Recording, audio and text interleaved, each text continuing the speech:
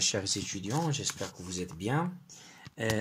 Sur cette vidéo, on va faire une petite démonstration contenant certaines remarques relatives à la présentation de votre rapport de fin d'études. Alors là, lorsque j'ai reçu certains de vos travaux, j'ai constaté qu'il y a un certain nombre de problèmes pour certaines personnes. Alors là, première remarque que j'ai à faire, s'il vous plaît, par rapport à la police utilisée. Alors pour un travail scientifique, je dois toujours utiliser, je sélectionne ici le tout, et je vais faire Time New Roman 12, taille 12, et l'interligne 1,5. 1,5. Et bien sûr, je dois justifier. Il faut justifier. Si vous avez un texte qui n'est pas justifié, vous deviez le justifier. Alors, par rapport maintenant au titre. Alors, lorsque vous allez mettre en valeur vos titres, il faut en même temps faire la définition du niveau hiérarchique pour faciliter par la suite l'insertion de votre plan de mémoire. Alors là, par exemple, si par exemple je fais là pour chapitre numéro 1, je viens ici, je fais que c'est, ça sera 14, par exemple, bien 16 gras. Et là, je vais définir, je viens ici, je sélectionne et je viens paragraphe et je définis le niveau hiérarchique. Ici, niveau hiérarchique. Corps de texte, c'est l'écriture à l'intérieur du chapitre, ou bien le contenu des chapitres, ou bien le contenu des paragraphes, ça constitue le corps de texte. Ici, niveau 1, j'ai défini le premier niveau hiérarchique. Pour l'introduction, c'est le même niveau hiérarchique, alors je vais avoir la même mise en forme. Alors toujours, on doit y avoir une cohérence par rapport à la mise en forme. Et je dois définir aussi le niveau hiérarchique. C'est déjà fait parce que j'ai corrigé ce document avant, mais pour vous, vous allez trouver corps de texte, alors il faut changer en niveau numéro 1. Alors pour le corps de texte, c'est déjà défini comme étant un corps de texte. On voit ici, c'est corps de texte. Alors, on le laisse ainsi, puisque ce n'est pas un titre, ce n'est pas un niveau hiérarchique. Par la suite, 1, je fais la même chose ici. Je viens, je fais paragraphe et je définis niveau numéro 2.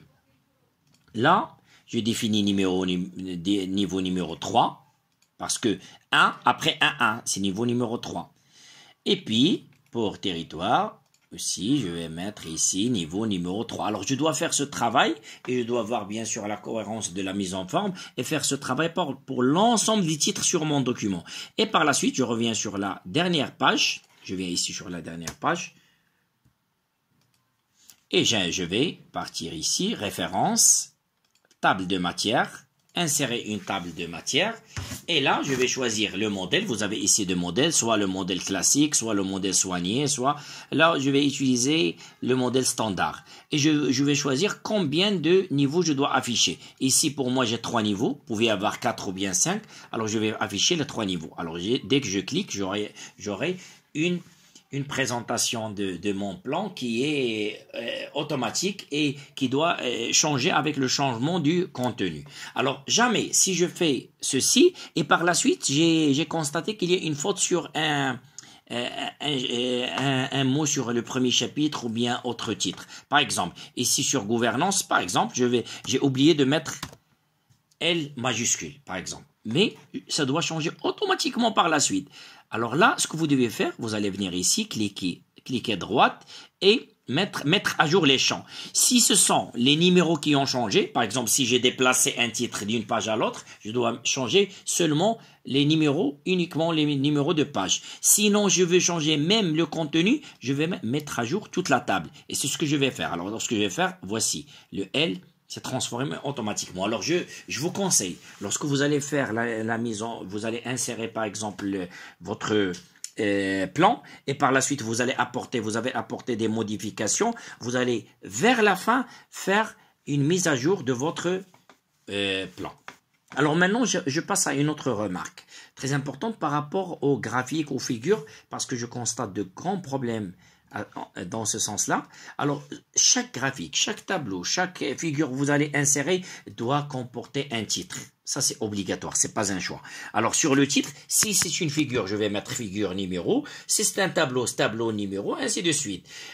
Aussi, il ne faut pas oublier la source. La source est obligatoire. Si vous ramenez, vous avez ramené ce travail ou bien vous avez copié quelque part avec des modifications, vous allez mentionner la source. Si vous avez fait vous-même ce travail-là, vous allez mettre fait par nous-mêmes à partir de X ou bien Y d'une source particulière. Alors, si vous vouliez maintenant faire ceci automatiquement pour les figures ou bien définir pour faciliter par la suite l'identification de ceci. Alors, par exemple, j'ai cette figure avec ce titre, par exemple, schéma de gouvernance locale, c'est un exemple. Alors, ce que je vais faire, je vais sélectionner, j'arrive ici, s'il vous plaît, toujours sur référence, et je viens sur insérer une légende. Voici ici, insérer une légende.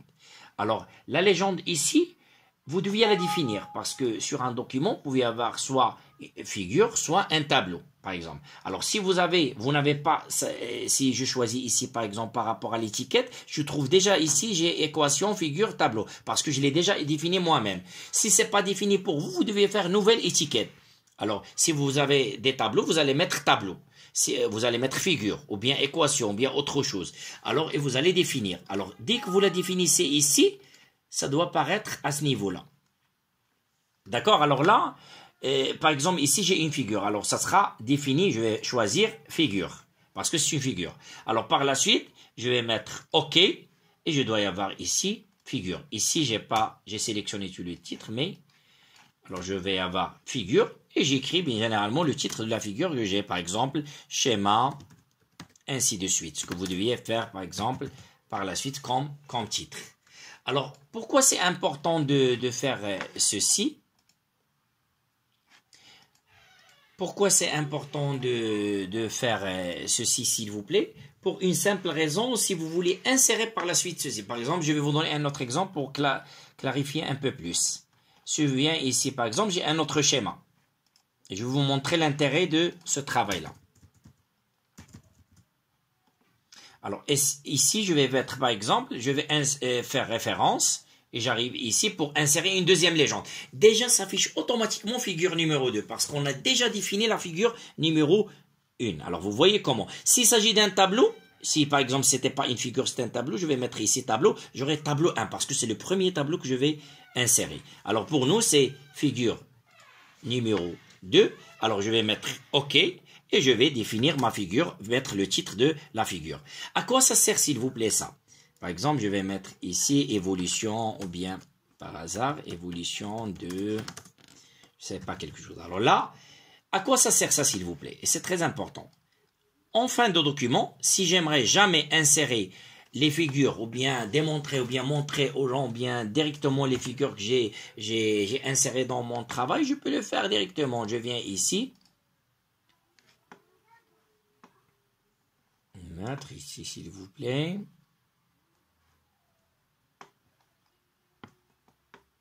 Insérer une table.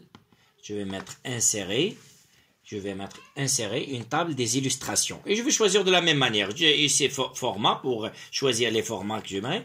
Je vais avoir légende. Qu'est-ce que je vais insérer? Est-ce que ce sont les légendes que j'ai ou bien les tableaux? Alors moi, je vais insérer mes figures. Alors je vais mettre OK. Et j'aurai les figures que j'ai déjà insérées dans mon travail. Par la suite, dernière remarque par rapport à la page de garde. Alors là, par rapport à la page de garde, ce n'est pas la peine de faire vous-même la page d'une manière manuelle la page de garde, mais vous pouvez l'insérer directement.